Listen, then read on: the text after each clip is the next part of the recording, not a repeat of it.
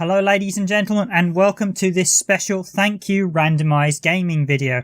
As always, I will be your host this time around, and I am Random Gamer Riven, the editor of Randomised Gaming, and from me, Dragoon, and everyone else in the background team, we'd like to thank you for your support over the past few years.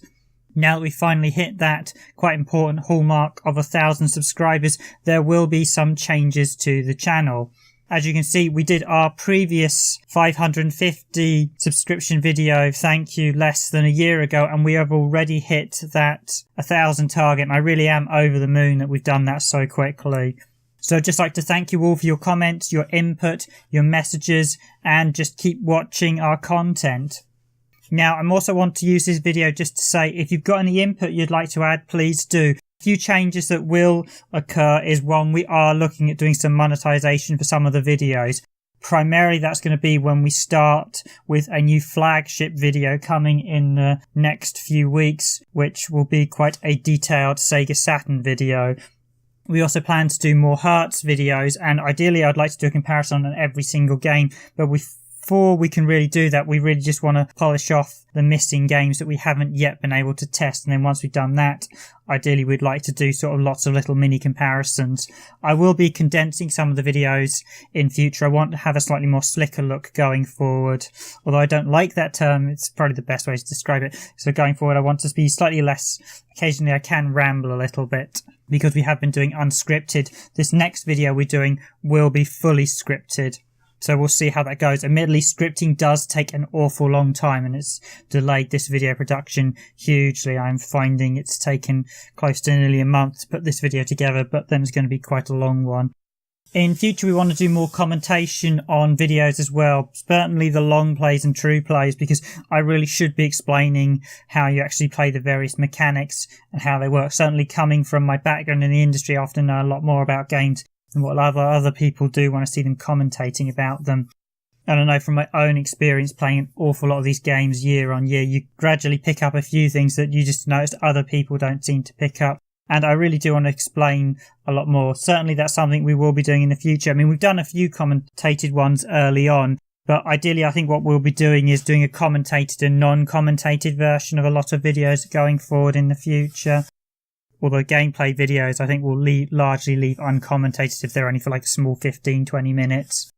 I do want to keep doing things like Gaming Nightmares, although we haven't done any of them in a few years now. I probably should pick up and do a few more of them occasionally. Ideally we should probably rotate the series around, I think, and I think they're now playing. I will do one or two more review videos just to see how they fare, although at the minute I found the review video, despite we spent a lot of time actually putting the review videos together, so far they haven't yielded that good. And we've done 2 games now, so I thought we've got reasonable views from them, and they haven't done that well, not considering the amount of work we did for them. But we will do a few more to tread the water. I think we want to do an Armada review, and we might, I'm not sure whether I'll do the Steel Strider as a review, maybe. I think 1 or 2 more, and we'll just see how it goes from there. Now, 2 other changes we'd like to do is, one, I would like to be able to capture light guns, so I'm currently looking at how we can do that as the team, because we'd like a couple of us to do like dual light gun plays. The reason being, we at Randomised Gaming are huge light gun fans, and me and Dragoon have both finished House of the Dead 1 in the arcade, finished House of the Dead 2 in the arcade, and we've basically CC'd almost all the sort of classic games, finished Time Crisis 1 and 2 countless times in the arcade, and I'd really like to demo how good we are with the light guns, but capturing them is proving to be quite a problem, because as far as I can see, there's only 2 ways around it. One, for the best quality, we either need an RGB splitter or amplifier distributor, or I should say RGB SCART amplifier distributor. It's not just a standard signal splitter. You need one that basically takes an input and then splits into 2 separate signals. And I have been looking at a few of them. The problem is there's really not that many on the market. There's about 1 or 2 models, and the few models I've seen are now out of print. The other option is for us to get a BVM or PVM monitor, which is a high quality CRT. I say high quality.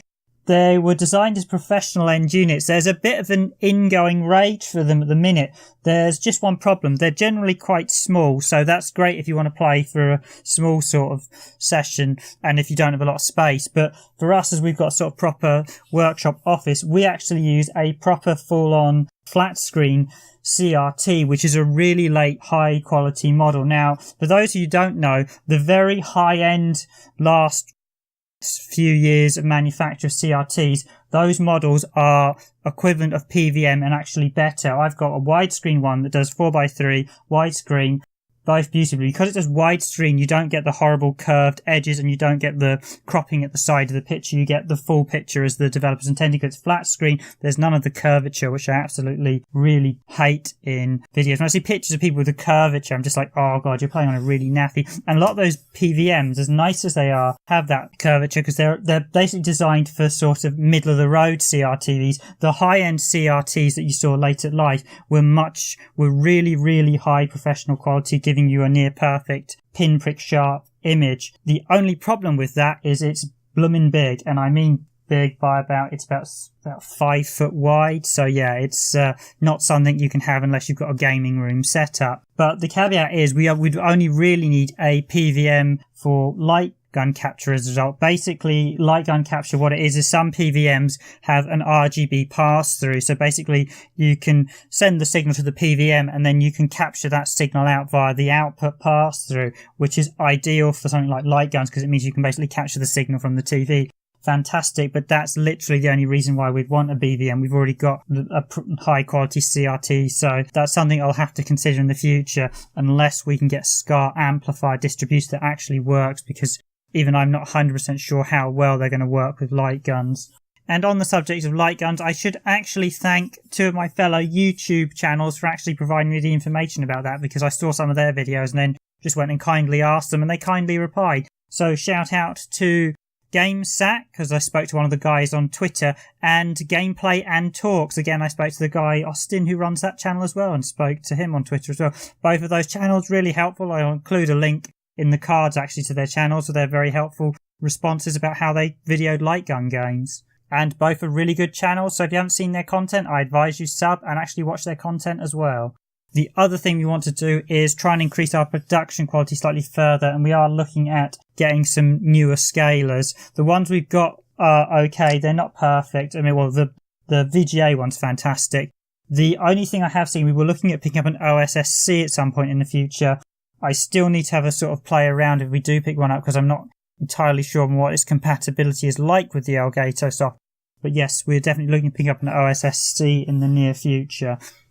The other thing is, like I said, monetization. I mean, what we want to happen is the channel to become self-sufficient, and the blog as well. Ideally, we would like to do more news in the future, gaming and indie news, because as I'm finding, there aren't many good one-stop shop for news. You'll find you either get mainstream news or just get indie. If you want a mix of both, it's actually quite hard to find a good site. Certainly when I was talking to a few developers, and a lot of them were actually saying they're struggling to get even just shown on quite fairly reputable news sites. They won't even showcase quite well-known indie developers. It's sort of very much hit and miss if they'll cover your game or not. And I would like to do more to help that side of the industry. Coming from the industry myself, I really do want to further help it, and I do feel like helping the smaller developers. At the minute, there's an awful lot of smaller developers and their games need much more shouting out. We're not going to shout out every smaller developer, because I think at Randomised Gaming we do adhere to a certain quality of game. So as long as we feel as a team that their games are of a good enough standard, then we will almost certainly cover them.